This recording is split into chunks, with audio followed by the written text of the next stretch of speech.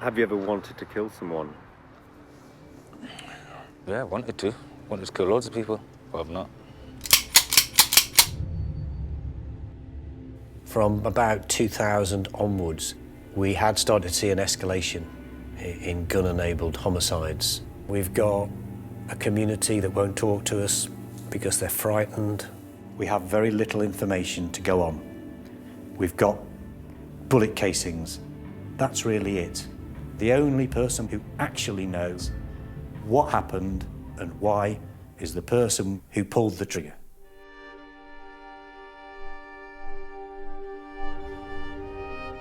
Having a gun on you with you affects all your reactions to things. Like if I walk into a room, like if it's a gun, for example, like that, I kind of have to walk out because we're gonna start bonding.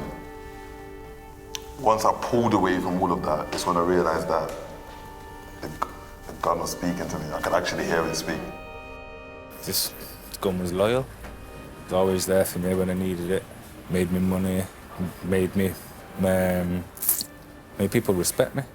All the people who are likely to be candidates to be gunmen, they are underprivileged people, people who are on the wrong track, not through any real reason of their own, just because society is stacked that way.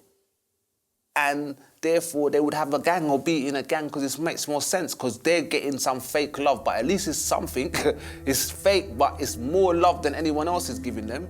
The people that seem to have the better lives was the most violent ones, or the ones that, so these are the things that the doctrine I was seeing from when I was younger. I was like, okay, so basically, I've just got to be more violent than him then, along the line somewhere, to have a better life. The older ones take you under their wing. You feel like you're part of that. You think, yeah, I must be more respected than the rest of them.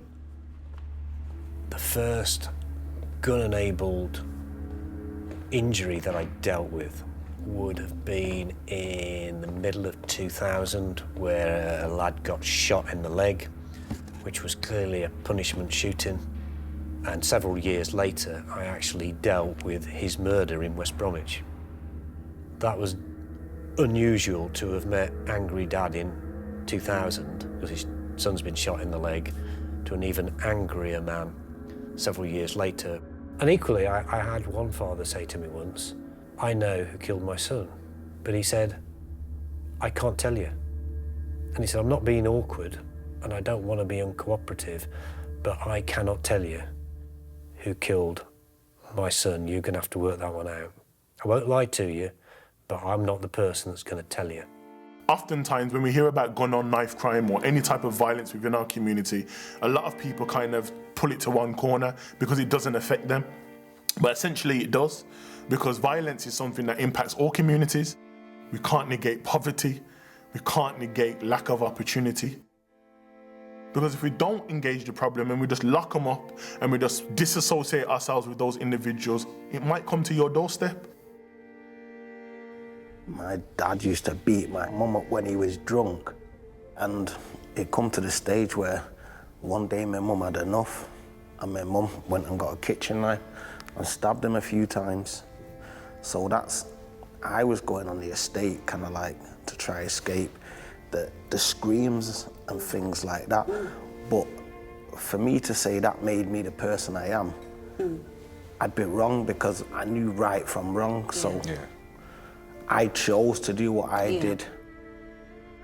When you pick up a gun, the problem might be this small. But you see, like when you shoot a gun and cause tragic events, what's left behind, people still have to deal with this big ball that they never created. And then one person's probably dead, and one person's in jail doing life, and then there's families, and there's this big ball, and they all got to manage it and hold it, and they never created that ball. That part is unfair. So everyone loses at the end. And it's just sad.